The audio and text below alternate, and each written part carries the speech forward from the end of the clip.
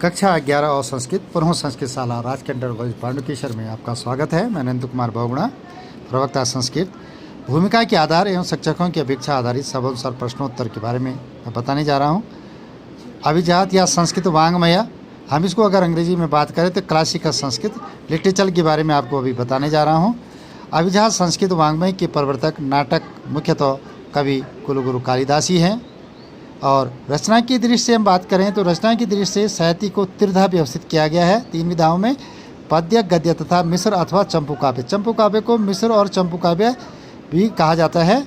और काव्यानंद की ग्राह्यता के आधार पर अगर साहित्य के 2 रूपों में व्यवस्थित किया गया है, एक होता है श्रव्य काव्य और दूसरा होता है दृश्य काव्य। इसी के आधार पर ये संस्कृत साहित्य चल रहा है।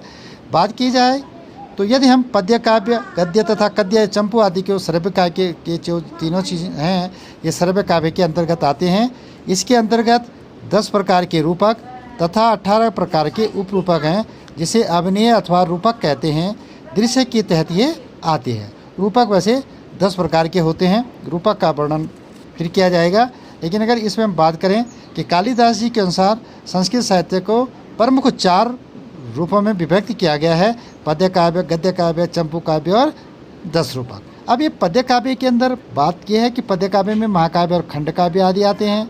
गद्य काव्य में कथा एवं आख्यायिका आदि आती हैं। चंपू काव्य में गद्य या पद्य मिश्रित कृतियाँ आती हैं। अगर ये सारी ये दोनों ऊपर वाली भी अगर मिला दी जाए तो ये सारी चंपू काव्य कहलाएगा। और 10 रूपकम की बात करें तो इसमें संपूर्ण नाट्य वांग्मय, संपूर्ण नाटक से संबंधित जो भी जानकारियाँ हैं, चाहे अभिनेता है, अभिनय है, हाव भाव है, जो भी चीज़ें आती हैं वो इसके अंतर्गत आती है। मुख्यतः महाकाव्य की हम बात करें तो कुमार संभव तथा रघुवंशम कालिदास जी द्वारा रचित हैं।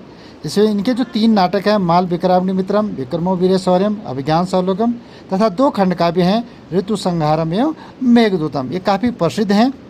कालिदास जी के युग के साथ के अगर हम अन्य कवियों की बात करें, जिनके साथ के कवि जो हुआ करते थे समकालीन कवियों की बात की जाए तो अश्वघोष, अभिनंद, कुमारदास, भृतश्रेष्ठ और मातृदत्त आदि इनके समकालीन कवियों को कहा जाता है।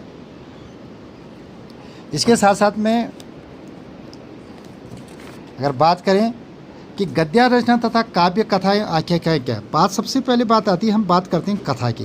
कथा तो कल्पना आश्रित होती है, लेकिन बात की जाए आख्यायिका की, ये इतिहास आश्रित होती है। आख्या से नहीं लिखी जाती है, आख्या वास्तविकता होती है, इतिहास आश्रित होती है।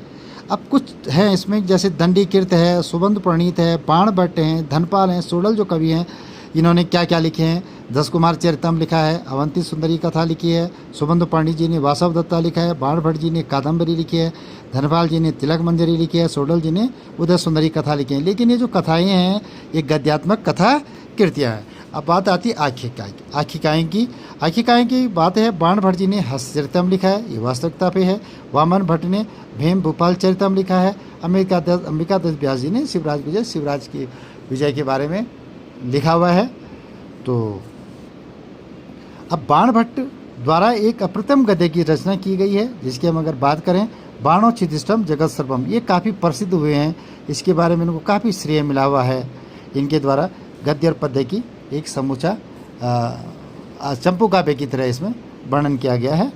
अब है नाट्य वांग्मय। अब कुछ नाटक तो कालिदास जी की भी आपको हमने पहले बता दिए, पर जैसे कुछ हम आपको अन्य बता दें कि भवभूति द्वारा मालती माधवम, महावीर चरितम, उत्तर रामचरितम, ये तीनों नाटक भी काफ़ी अच्छे ढंग से उन्होंने लिखे हैं, काफ़ी प्रसिद्धि प्राप्त किए हैं। कालिदास जी द्वारा तो पहले भी बता दिया गया, ज्ञान शकुंतलम है, मालवी विक्रम है, विक्रमो शौर्यम है। अब विशाखा दत्त जी के द्वारा देवी चंद्रगुप्तम है, राघवानंदम है, मुद्रा राक्षस है। एक भट्टनारायण जी जो कवि आते हैं उनके द्वारा बेणी संहार, उनका बहुत ही काफ़ी प्रसिद्ध जो उनका नाटक है।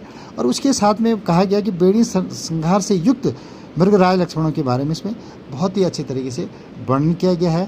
तो इस तरह से हमने अभिजात संस्कृत वाङ्मय के अंदर रचना की दृष्टि से दृश्य काव्य, चंपू और श्रव्य काव्य के आधार पर आपको यहाँ पर बताया गया है। और ये इसकी मुख्य बातें हैं।